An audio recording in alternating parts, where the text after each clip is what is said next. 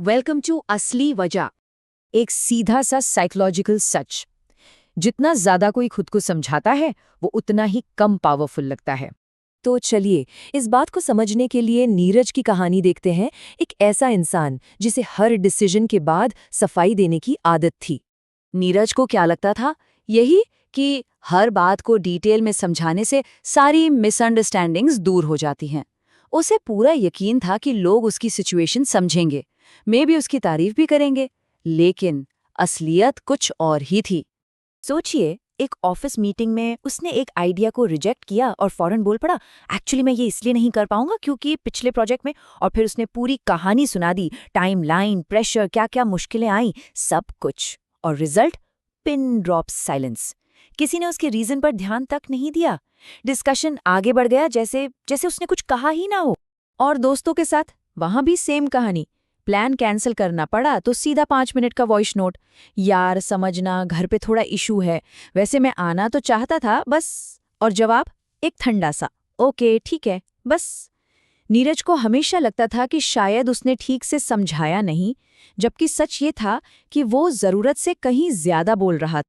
अब यहाँ एक सवाल उठता है, नीरज ना तो रूड था ना ही इरेस्पॉन्सिबल, तो फिर लोग उसकी बात को हल्के में क्यों लेने लगे थे? ऐसा हो क्यों रहा था? तो चलिए अब उस छुपे हुए साइकोलॉजिकल शिफ्ट को देखते हैं, समझते हैं कि नीरज का ये बिहेवियर जो इसको लगता था हेल्पफुल है, वो आखिर उसके खिलाफ ही काम क्यों कर रहा था। देखिए, जब भी कोई ज़रूरत से ज़्यादा सफाई देता है ना, तो वो अनजाने में खुद को कटघरे में खड़ा कर देता है। खुद बन जाता है आरोपी और सुनने वाले को बना देता है जज। और ये एक तरह का अनस्पोकन एग्रीमेंट बन जाता है कि सामने वाले के अप्रूवल के बिना लिया गया डिसीजन मायने नहीं रखता और बस सारी पावर दूसरे के हाथ में चली जाती। बेशक कहने का मतलब ये ना हो, लेकिन ज्यादा एक्सप्लेनेशन का अनकहा मैसेज यही जाता है, मुझे अपने फैसले पर खड़े रहने के लिए सामने वाले की मंजूरी की जरूरत है। लोग ज्यादा सफाई को क्लैरिटी नहीं समझते, बिल्कुल नहीं। उनके लिए ये एक सिग्नल है, इनसिक्योरिटी का, कॉन्फिडेंस की कमी का। उनके दिमाग में सीधा सवाल आता है, ये इंसान अपने ही डिसीजन को लेकर इतना अनश्योर क्यों है। और इसका नतीजा, नीरज के लगातार एक्सप्लेन करने की वजह से लोग उसके बाउंड्रीज को और ज्यादा टेस्ट करने लगे। उन्हें लगने लगा थोड़ा एडजस्ट कर ले, बस इस बार कर दे। क्योंकि वो हमेशा समझाता था तो लोगों को लगा कि उसे समझाया भी जा सकता है, उसे मनाया भी जा सकता है। तो अब नीरज के इस बिहेवियर से बिल्कुल उल्टा एक एग्जाम्पल देखते हैं उसके सीनियर कलीग का। एक ऐसा इंसान जो बिना ज्यादा बोले ही अथॉरिटी और रिस्पेक्ट दोनों कमांड करता था। जहां नीरज लंबी चौड़ी सफाई देता था कि एक्चुअली मैं इसलिए नहीं कर पाऊंगा क्योंकि, वहीं उसका सीनियर एकदम सीधा, मैं ये नहीं करूंगा या मैं इस समय अवेलेबल नहीं हूं, बस फुल स्टॉप, बात खत्म। और इसका असर, लोग उनकी बात की रिस्पेक्ट करते थे। कोई उनसे बार बार रीजन नहीं पूछता था, क्यों, किस लिए।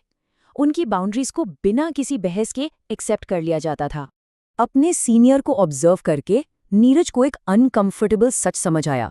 रिस्पेक्ट लॉजिकल आर्ग्यूमेंट से नहीं आती, ये आती है सर्टेनिटी से। जब कोई अपने डिसीजन को लेके सॉलिड लगता है ना, तो लोग रुक जाते हैं, और जब कोई अनश्योर लगता है तो लोग उससे पुश करते हैं।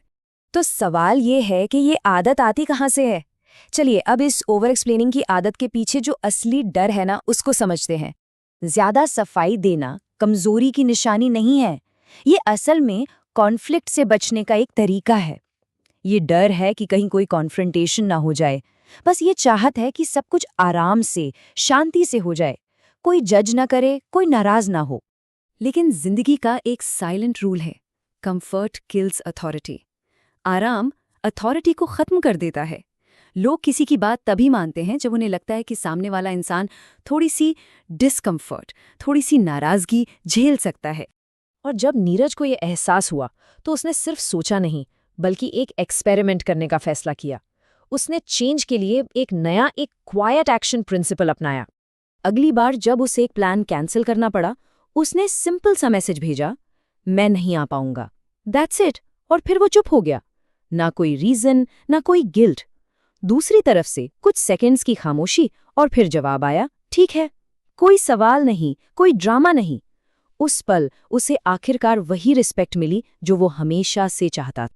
तो यही है वो क्वाइट एक्शन शिफ्ट। स्टेप 1, हर डिसीजन को प्रूव करने की जरूरत नहीं है, खासकर उन डिसीजंस को जिनके लिए परमिशन नहीं चाहिए। स्टेप 2, ना कहने के बाद जो गिल्ट फील होता है ना, वो समझना जरूरी है कि वो सोशल कंडीशनिंग है, मोरालिटी नहीं।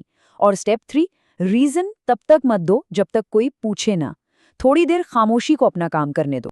इस बदलाव से ये बिल्कुल हो सकता है कि कुछ लोग अनकंफर्टेबल हो जाएं और शायद दूरी बना लें, लेकिन ये कोई लॉस नहीं है, ये एक फिल्टर है। जो लोग किसी की सफाई पर डिपेंड करते थे, वो उसकी क्लैरिटी से आरामदायक महसूस नहीं करेंगे, एंड दैट्स ओके। ये बात याद रखने वाली है कि किसी इंसान की वैल्यू उसके रीजंस में नहीं होती, उसकी वैल्यू उसकी प्रेजेंस में होती है, उसकी सर्टेनिटी में होती है। जब कोई इंसान खुद को जस्टिफाई करना छोड़ देता है, तो लोग भी उस पर सवाल उठाना बंद कर देते हैं। हमारा वीडियो देखने के लिए धन्यवाद। अगर आपको वीडियो पसंद आया तो लाइक, कमेंट, शेयर और सब्सक्राइब करें।